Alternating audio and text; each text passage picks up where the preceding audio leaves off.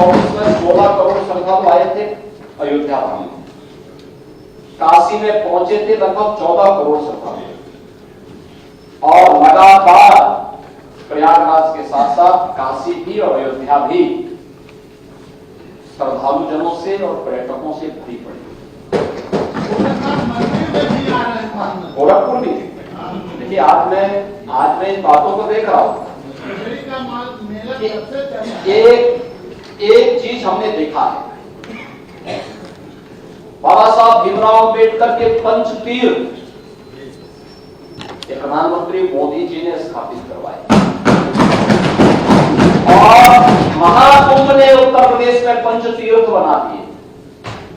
ऐसे तीर्थ थे, लेकिन उसको देश और दुनिया के साथ जोड़ने का काम किया है। प्रयागराज तो है ही, प्रयागराज के साथ साथ काशी भी, अयोध्या भी, गोरखपुर भी और मथुरा वृंदावन में भी उसी प्रकार का जो भावना है,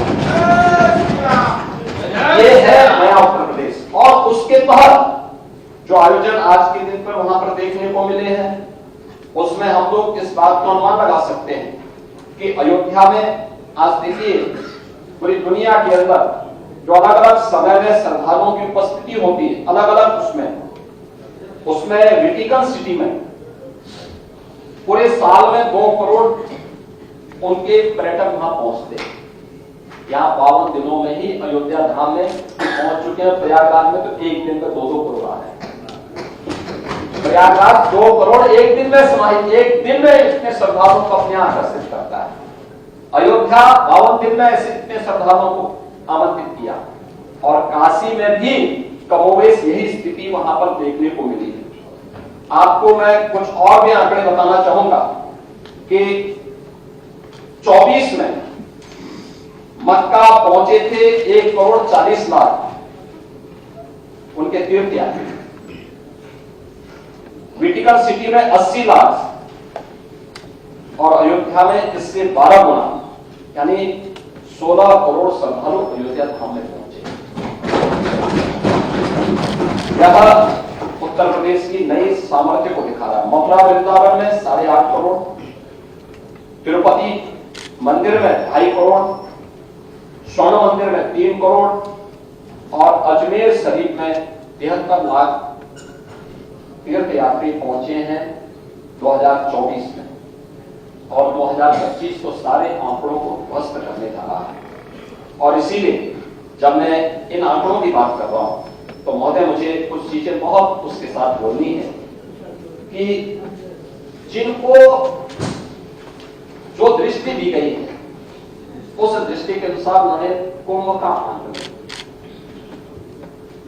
और सब कुछ प्रयागराज ने आईना दिखाने का काम किया है देश के उन लोगों को जो लोग भारत और भारतीयता को, सनातन परंपरा को अक्सर कटघरे में खड़ा करने का प्रयास करते थे। और उसमें मुझे एक बात सोशल मीडिया प्लेटफॉर्म पर एक बहुत अच्छा मुझे आर्टिकल भी मिला, जो एक बहुत अच्छी टिप्पणी की गई थी, उसके बारे में मैं उद्धृत करना चाहूंगा।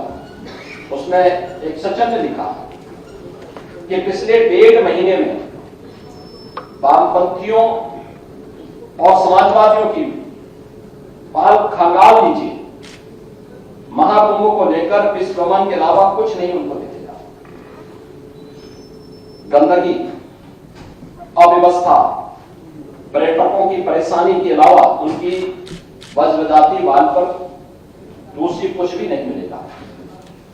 लेकिन इन सब से इतर धरातल पर इनकी वज्रजाति विचारधारा का कोई असर नहीं।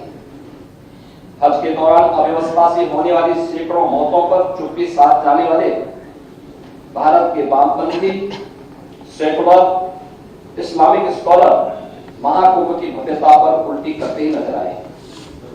हर बार इनकी कोशिश महाकुंभ को बदनाम करने और फेल करने की रही, लेकिन ऐसे तमाम लोगों की मंशा को दरकिनार करते हुए करोड़ों लोगों ने आस्था की डुबकी लगाकर इनके जले पर नमक छिड़कने का काम किया है। महाकुंभ के दौरान दुखद हादसा, इसके बाद भी आस्था और विश्वास तमाम परेशानियों पर भारी पड़ी। तीर्थयात्री समस्त परेशानियों और मुश्किलों का पहाड़ चढ़कर भी प्रयागराज महाकुंभ पहुंचे और वहां से स्नान कर खुशी खुशी वापस लौटे। रिश्तों के जटिल समीकरण को परिभाषा करता महाकुंभ अब समारोह की ओर है, लेकिन यहां से निकला संदेश हर सनातन के मन में अमिट छाप छोड़ गया है, जो वर्षों तक लोगों की बदकही और कहानियों में जीवंत रहेगा। एक तरफ अपनी मां और बुजुर्गों को महाकुंभ में अनाज छोड़ देने वाले बेटे रहे, तो दूसरी तरफ अपनी सास को पीठ पर उठाकर कुंभ स्नान करने वाली बहू भी रही। लेकिन सनातन विरोधियों की नजर केवल गंदगी पर पड़ी। मुझे एक ऐसे सज्जन भी वहां देखने को मिले जो हमारी डिजिटल व्यवस्था को लेकर के कोस रहे थे। वो कह रहे थे कि ये कैसी व्यवस्था है, ये कैसा डिजिटल कुंभ कर दिया है कि मैं जानबूझ करके अपनी पत्नी को वहां छोड़ा 3 बार और तीनों बार मिल गई फिर से। मुझे लगता है समाजवादी रहा होगा, क्योंकि डिजिटल कुंभ का आपसे ज्यादा विरोध कर रहे हैं। किसी ने सच कहा कि महाकुंभ में जिसने जो तलाशा उसको वह मिला है। गिद्धों को केवल घासें मिली, सुअरों को केवल गंदगी मिली, संवेदनशील लोगों को रिश्तों की खूबसूरत तस्वीरें मिली, आस्थावान लोगों को पुण्य मिला,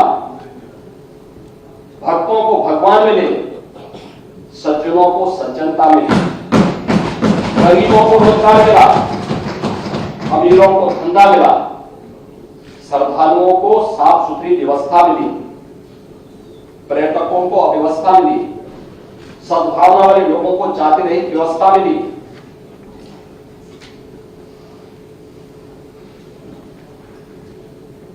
मृत्यु का इंतजार करने वालों को मृत्यु भी मिली और भारत की मृत्युंजय की कामना करने वालों के लिए मृत्युंजय महाकुंभ के भी दर्शन होने वहां पर। मतलब सबने अपने अपने स्वभाव और चरित्र के अनुसार चीजों को देखा। एक ही घाट पर सभी जाति और वर्ग के तीर्थ यात्री स्नानार्थी बिना किसी भेदभाव के नहाते रहे। सनातन की सुंदरता वामपंथियों समाजवादियों को नजर नहीं आई, लेकिन पर्यटकों को पहुंचने में परेशानी हो गई, यह जरूर नजर आ गया। ये मृत्यु का तो कोई इंतजार नहीं करता मानी। एक आपके ही एक मित्र ने इस पर टिप्पणी की थी और उसका जवाब माननीय राज्यपाल पश्चिमी बंगाल में दे दिया था कि महाकुंभ मेला मृत्युंजय मेला है, एक मृत्युंजय का उत्सव है।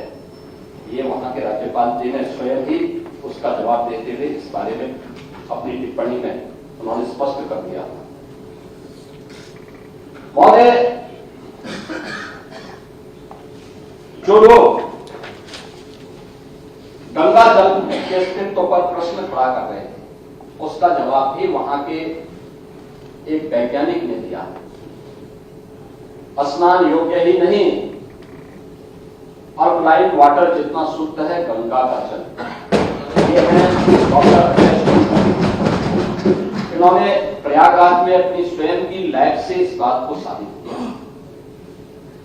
Uttar Pradesh pollution control board ने भी और अब केंद्रीय पॉल्यूशन कंट्रोल बोर्ड ने भी इस बात को साबित किया कि गंगा जल में वह ताकत है कि अपनी शुद्धि को बनाए रखने की सामर्थ्य उसमें है।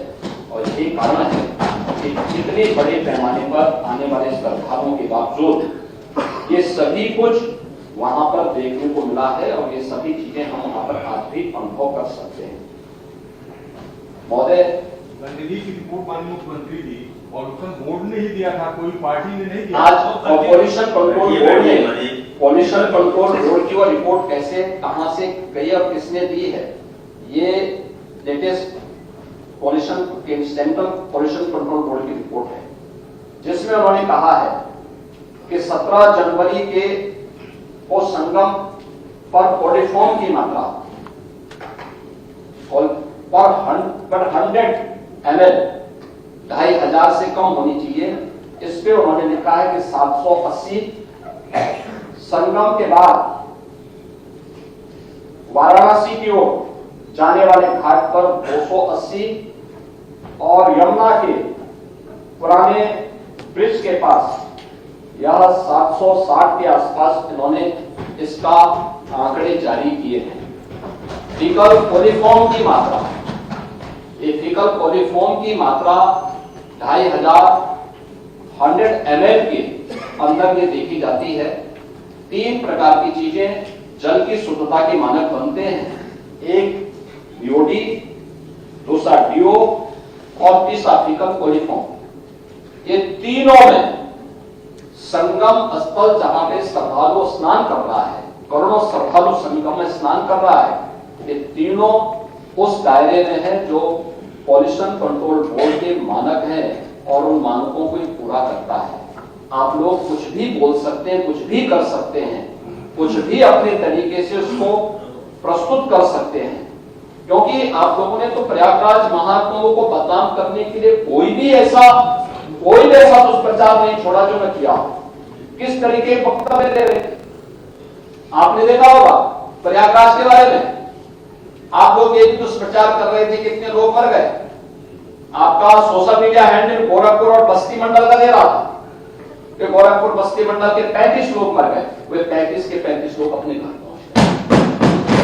प्रयागराज के खूंटी गुरु वो बेचारे ये लोग दुष्प्रचार करते रहे तो मर गए और पता लगा कि जिस दिन ब्रह्म भोज रखा था उसी दिन खूंटी गुरु अपने घर पहुंचे तो लोगों ने कहा कहां थे। उन्होंने कहा कहां था, मैं तो कुंभ में घूम रहा था, 12 दिन तक घूमते रहे। कहा कुंभ में? उसने कहा भाई क्या कुंभ तो हम लोग आयोजक हैं, हम लोग इस आयोजन के हिस्सेदार हैं, जगह जगह भंडारे लगे हुए हैं, रोज भंडारा खाता था, किसी आश्रम में जाके सो जाता था और फिर सुबह स्नान करके फिर दिन भर घूमता था। मॉडर्न वाले भी सर आ गए क्या जिंदा? अरे बैठिए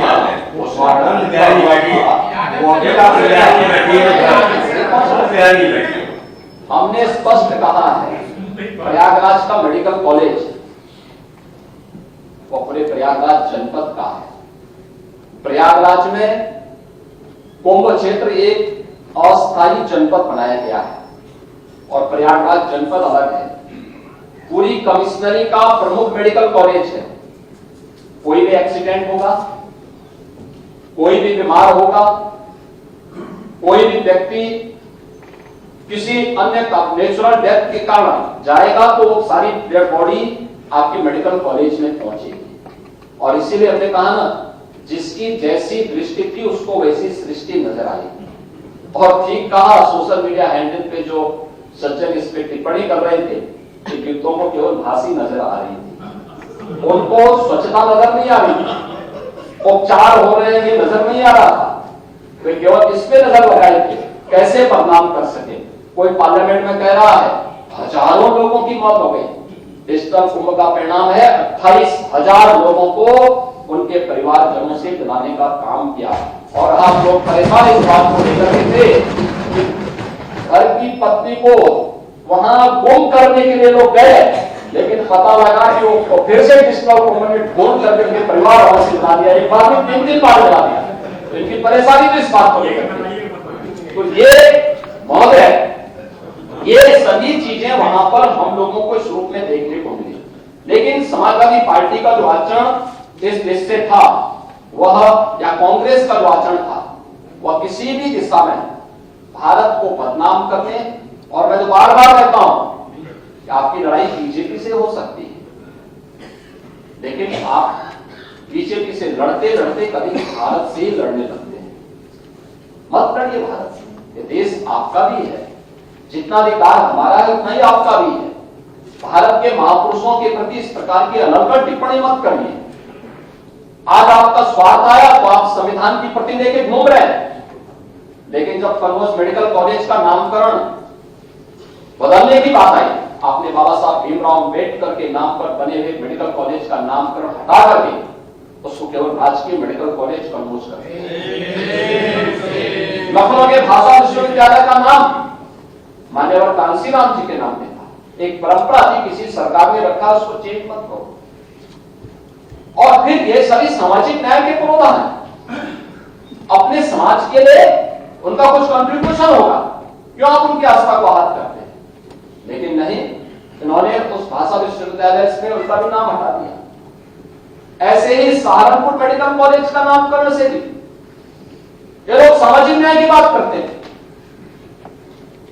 इन्हें जो कॉरिडोर बनाए गए प्रयागराज में, अक्षय वट कॉरिडोर, इनके नेता कहते हैं वो अकबर का किला है।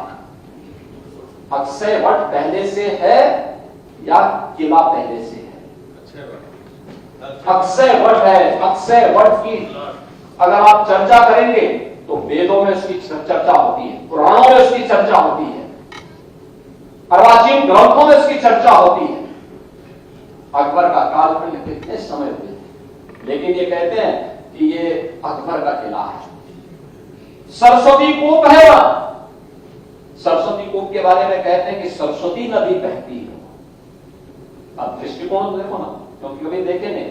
अगर अक्षय वट कॉरिडोर का निर्माण सरकार ने किया, इनको पैसा फालतू लगता है। सरस्वती कूप का कॉरिडोर का निर्माण किया, तो इनको फालतू लगता है। बट लेटे हुए हनुमान जी, जिनका अभिषेक करने के लिए मां गंगा प्रतिवर्ष आती है, अगर वह कॉरिडोर का निर्माण किया तो इनको एक पैसा फालतू लगता है। श्रृंगवेरपुर में निषाद राज का कॉरिडोर बनाया, भगवान राम और निषाद राज की प्रतिमा स्थापित करके कॉरिडोर बनाया, तो इनको एक पैसा लगता है। महर्षि भारद्वाज का कॉरिडोर बनाया, तो इनको एक पैसे फालतू बेकार लगता है। अगर हमारी सरकार महाराज सोहेल देव का भव्य स्मारक बहराइच में बनाती है, विजय स्मारक बनाती है, तो बेकार लगता है। प्रयागराज में ऐसे 12 स्मारक बनाने का काम हमारी सरकार ने महाकुंभ के दौरान किया। इनको एक पैसा लगता था कि पैसा क्यों खर्च हो रहा है।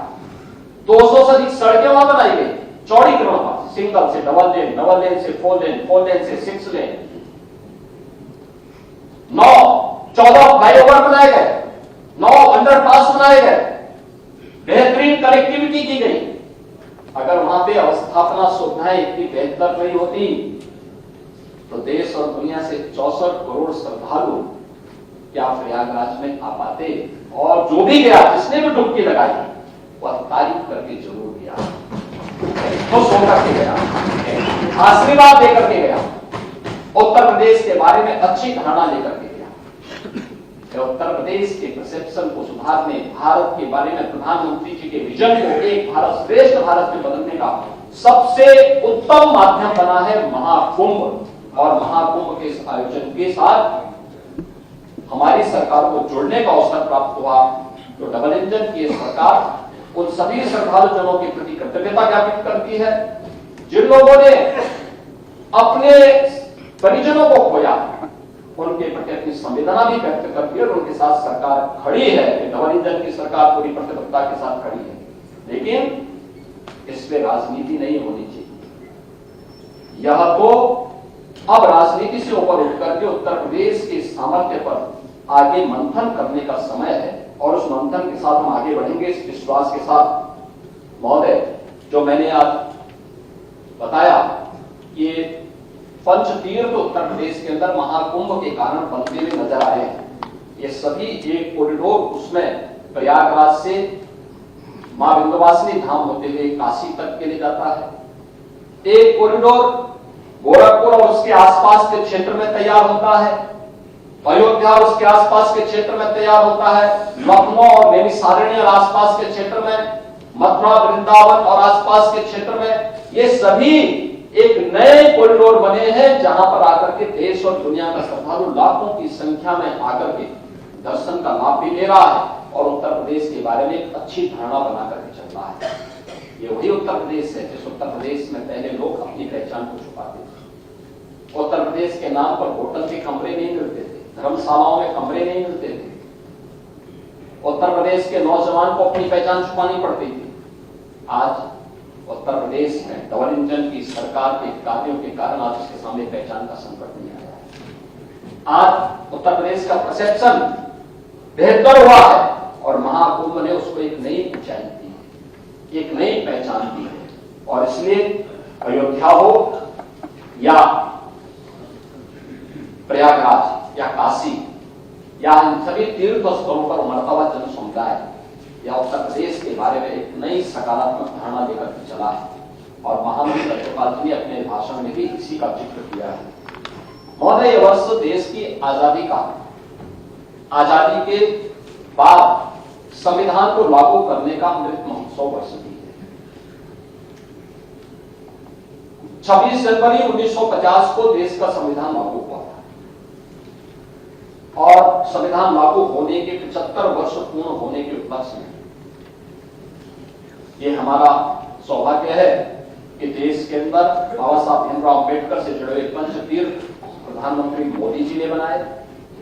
उत्तर प्रदेश में हमारी सरकार बाबा साहब भीमराव अम्बेडकर के नाम पर एक अंतर्राष्ट्रीय सांस्कृतिक केंद्र का निर्माण इसी लखनऊ में करने जा रही है और बाबा साहब भीमराव अम्बेडकर से जुड़े हुए अनेक कार्यक्रम इस दौरान सरकार के स्तर पर प्रारंभ हुए। यह वर्ष अत्यंत महत्वपूर्ण है। पुण्य स्मृता लोक माता अहिल्याबाई होलकर का 300वीं जयंती वर्ष भी है। सरकार बजट में उनके लिए घोषणा की है। भगवान बिरसा मुंडा की 150वीं जयंती का भी यह वर्ष है। पूर्व प्रधानमंत्री स्वर्गीय अटल बिहारी वाजपेयी जी की शताब्दी महोत्सव वर्ष चल रहा है। For exclusive and insightful videos, subscribe to our new channel ABP Live Premium.